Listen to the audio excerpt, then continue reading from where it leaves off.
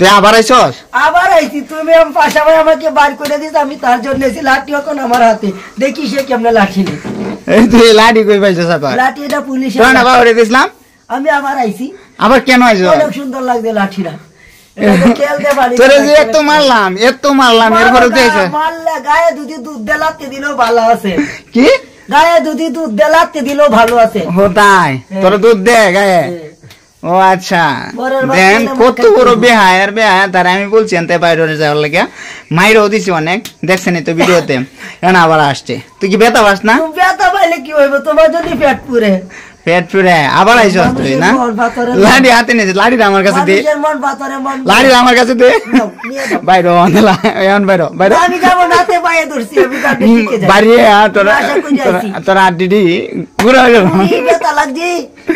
বাইরে আবার